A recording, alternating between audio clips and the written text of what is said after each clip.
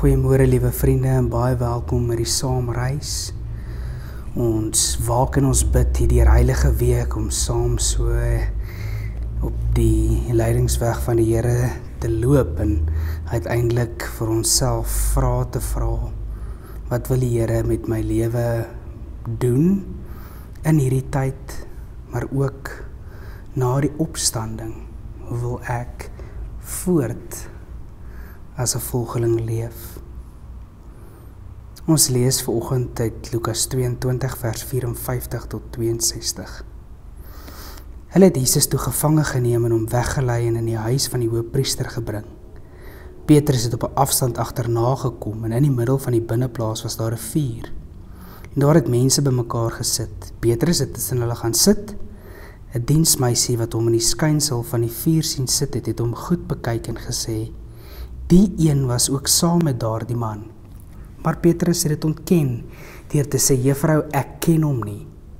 'n Rukkie later sien iemand anders hom en sê: "Jy is mos ook een van hulle." Maar Petrus antwoord: "Man, ek is nie."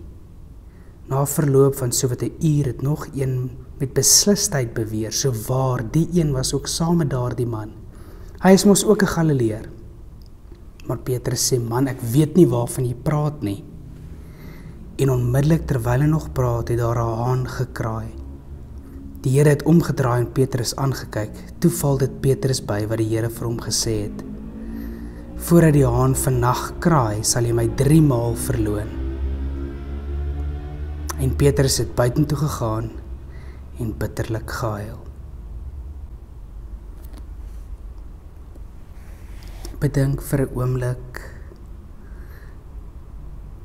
Leef jouself in die toneel in.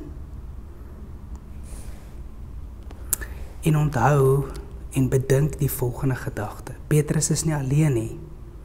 Ons almal het Jesus verloon. Net soos Petrus na sy skande geloofsheld geword het, is daar vir ons almal hoop. Petrus wat by die verkeerde vuur gesit het en Jesus verloon het, het later die vurige leier van die vroeë kerk geword. Petrus wat moedeloos en in hartverskeurend met spyt en selfverwyd oorval is.